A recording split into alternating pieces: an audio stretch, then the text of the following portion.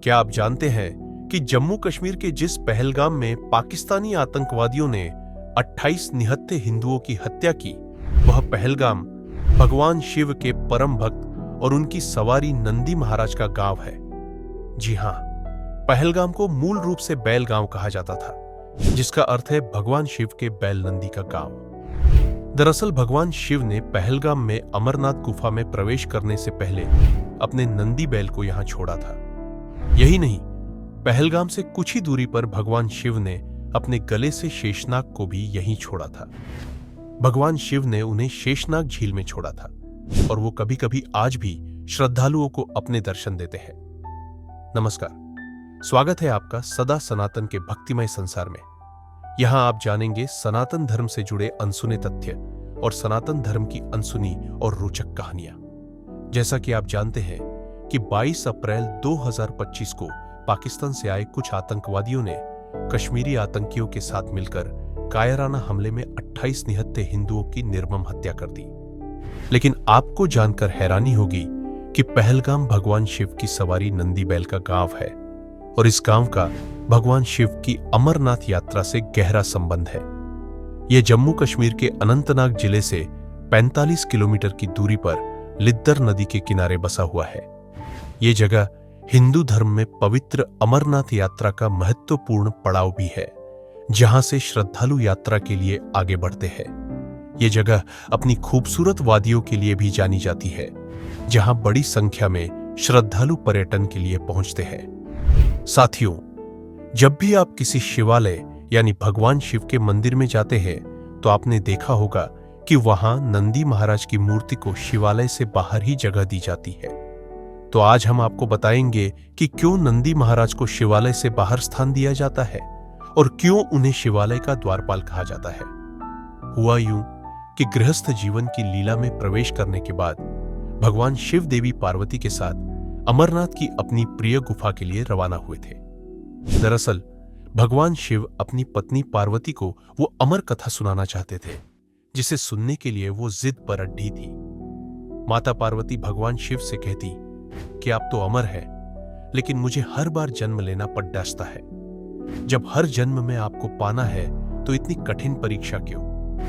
पत्नी की जिद पर भगवान शिव ने वो अमर कथा सुनाने के लिए हामी तो भर दी, लेकिन शर्त ये रखी कि इस अमर कथा को कोई तीसरा नहीं सुन पाए, क्योंकि जो भी ये कथा सुनेगा वो अमर हो जाएगा। इसलिए भगवान शिव ने कथा सुनाने के लिए अमरनाथ की एकांत गुफा चुनी।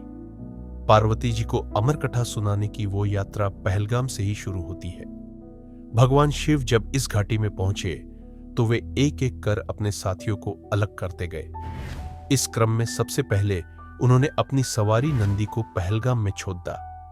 भगवान शिव ने नंदी को यहां एक पहरेदार के तौर पर बिठाया था, ताकि यहां से आगे कोई न जा सके।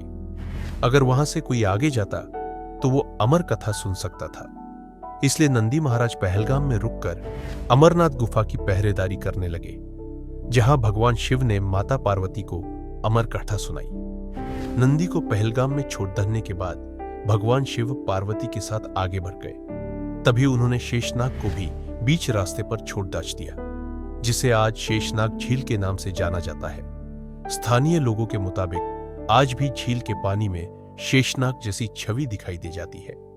इसके बाद बारी आई भगवान शिव के प्रिय पुत्र भगवान गणेश की। उन्होंने अपने पुत्र गणेश को भी अमरनाथ यात्रा मार्ग की एक छोटी पर बिठा दिया। वो पहाड़ी आज गणेश टॉप के नाम से जानी जाती है। और आखिर में उन्होंने अपनी जटाओं से गंगा जी को उतारा। जिस जगह पर भगवान शिव ने गंगा माता को उतारा उसे पंचतरणी कहते हैं। यह अमरनाथ यात्रा का सबसे आखिरी पड़ाव है। इसके बाद भगवान शिव और पार्वती अमरनाथ गुफा पहुंचे, जहां आज भी बर्फ से शिवलिंग की आकृति बनती है।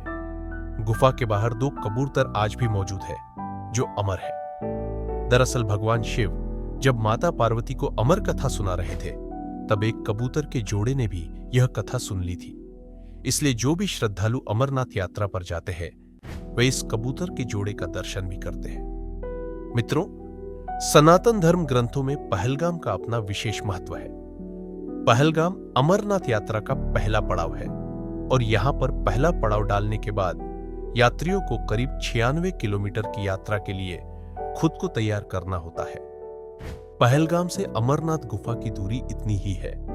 इस तरह पहलगाम को अमरनाथ यात्रा का द्वार भी कह सकते हैं, क्योंकि शिव के द्वारपाल यहां विराजते हैं। इसीलिए नंदी महाराज को भक्ति और शक्ति के प्रतीक माना गया है।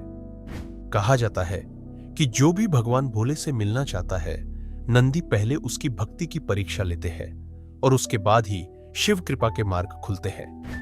भोलेनाथ के दर्शन करने से पहले नंदी के कान में अपनी मनोकामना कहने की परंपरा है।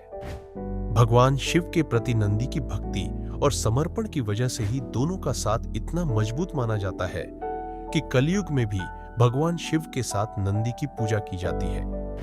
हर शिव मंदिर में नंदी के दर्शन पहले होते हैं और फिर भगवान शिव के दर्शन मिलते हैं। आपको बता दें कि अमरनाथ गुफा अमरता और मोक्ष का द्वार है।